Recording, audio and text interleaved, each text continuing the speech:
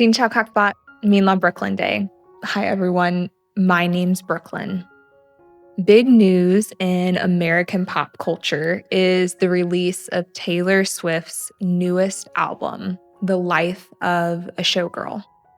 While I don't think I quite deserve the title of die-hard Swiftie, she has become a favorite artist of mine over the last few years. She's not simply a pop artist, she's also a master lyricist, with some of her lyrics almost being like poetry. Sometimes I myself have to look at her lyrics and decipher their meaning. Maybe you too want to understand her songs. So today we're going to go through the first track on her newest album called The Fate of Ophelia. We'll summarize each part of the song, unpack a few key lyrics, and finally see if there's any big takeaways or messages that we can gain from the song. Remember the song Love Story from way back in 2008? In that song, Taylor Swift reimagines the fate of Romeo and Juliet from Shakespeare's play. Well, here in 2025, Taylor is back with the Shakespearean plays. The main character of this song is Ophelia from Shakespeare's play Hamlet. In this play, she finds herself caught between her father, her brother, and Hamlet and his shifting love. She suffers through this and eventually drowns.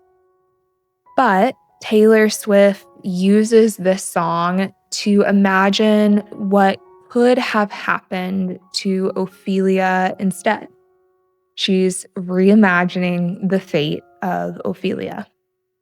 Let's start from the very beginning at verse 1. She says, "I heard you calling on the megaphone. You want to see me all alone. As legend has it, you are quite the pyro. You light the match to watch it blow." Ophelia is hearing someone make a big public call on a megaphone, and they're saying they want to see her. Her caller is a little unsafe, creating emotional sparks and maybe even chaos. The pre-chorus says, "And if you'd never come for me, I might have drowned in the melancholy. I swore my loyalty to me, myself, and I right before you lit my sky up." Ophelia is saying she might have even died of sadness or melancholy if her caller never came. She was living only for herself before he came for her. We'll get to the chorus in a minute, but first let's continue her story with verse 2.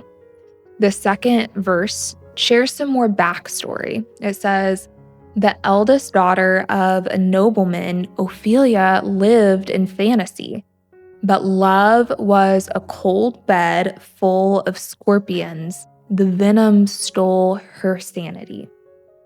She was born into a powerful family and she had dreams of the future, but she found out that love can be toxic and it can cause her to go crazy.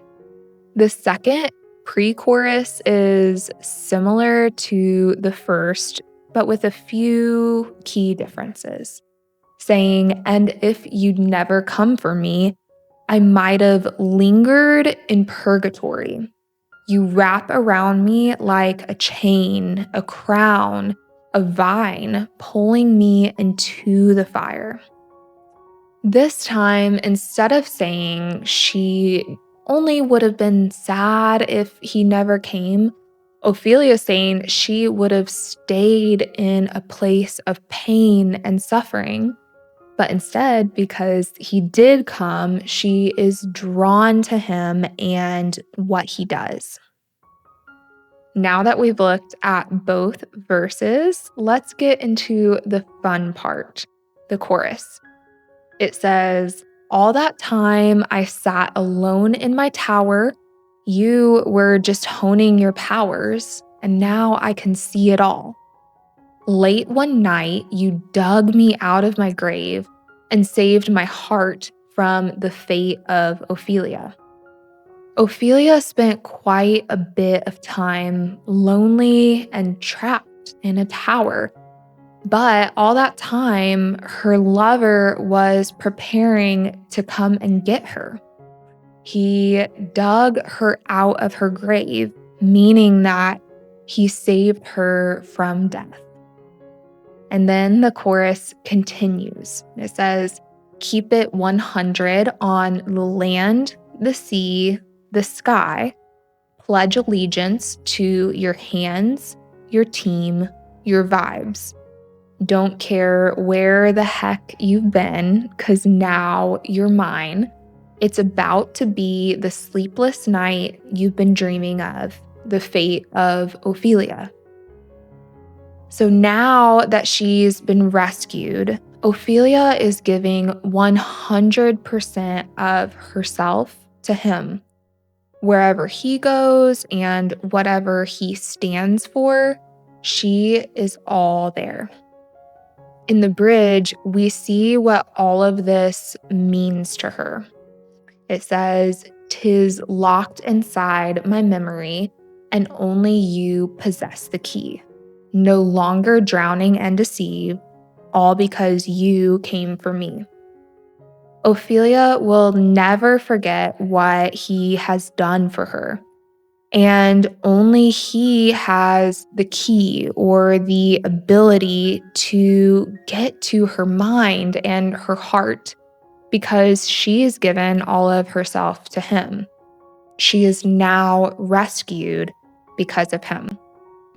At the end, we get a comparison when she says, "You saved my heart from the fate of Ophelia." Likely, here Taylor is saying that a lover of hers has saved her heart from all that went wrong with Ophelia in the original play. In the song, Ophelia's story is rewritten more hopefully, and perhaps Taylor is saying she now has a more helpful or hopeful story as well. Many fans believe this song connects to her relationship with her fiance, Travis Kelce, the American football player that she's been with since 2023. Before this relationship, Taylor's love songs were often full of heartbreak, talking about loss, betrayal, and confusion.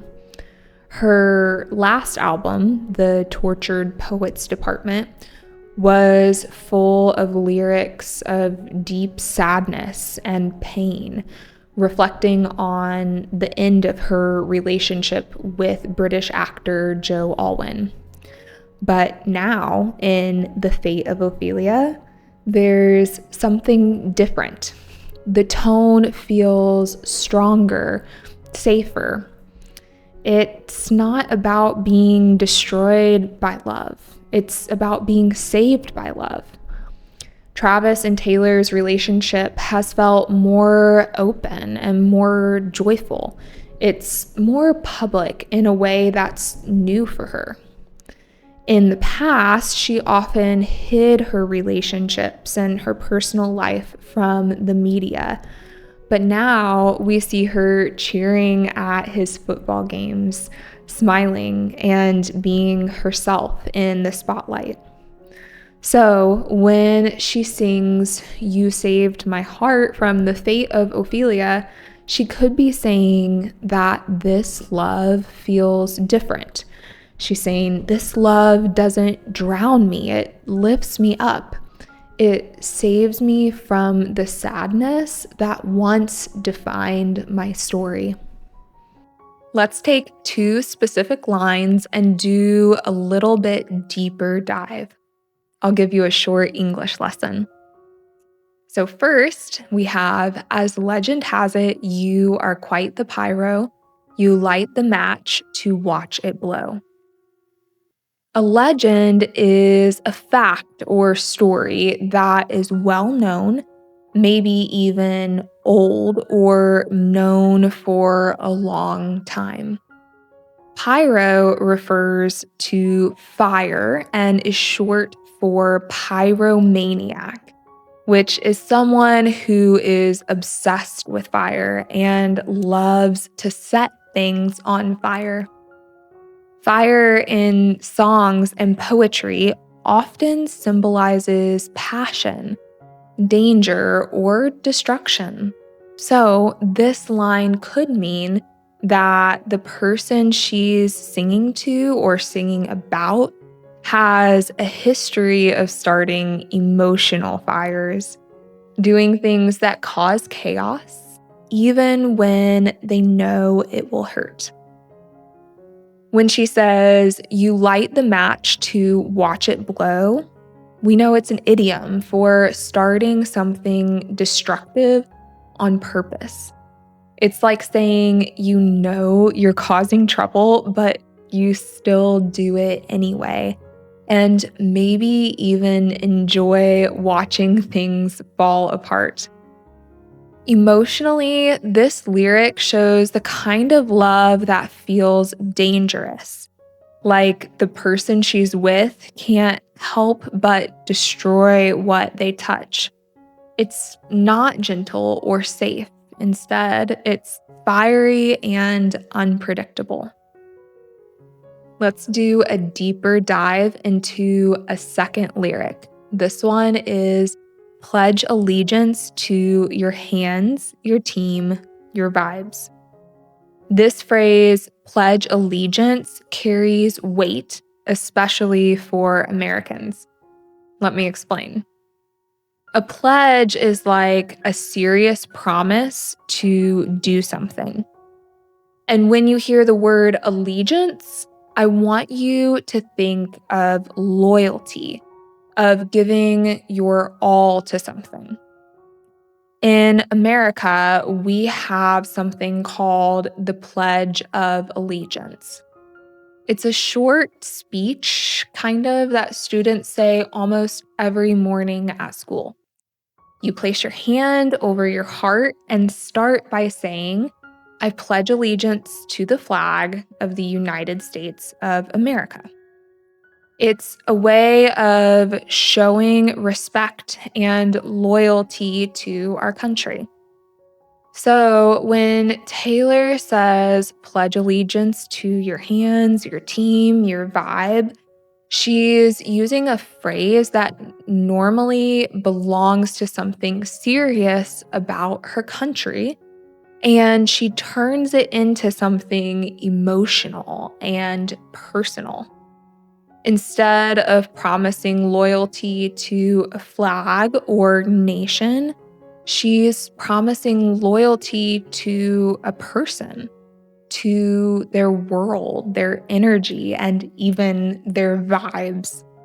And that word vibes makes the line sound modern and a little playful. She's saying, I'm all in. I choose your side. I belong to your world now. There's a really good and powerful English idiom that came to mind when discussing all of this. It's to flip the script.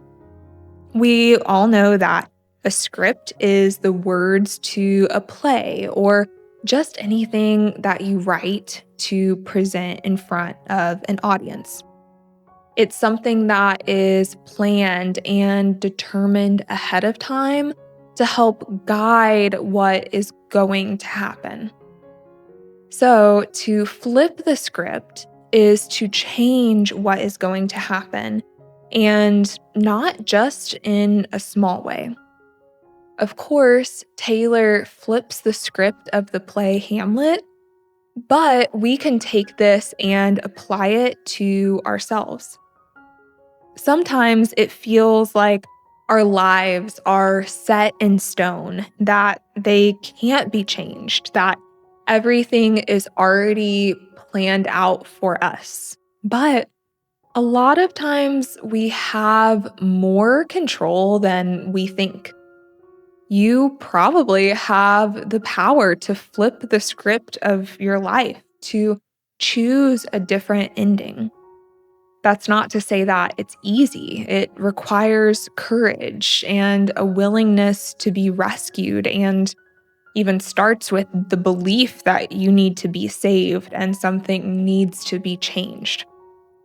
I'm curious if there's some past pain that you feel stuck in. What would it take to dig yourself out of that place? Maybe the first small step is something like a journal entry or a conversation or a mindset shift. I encourage you to be brave and to take that first small step. Okay, you guys, thank you for listening.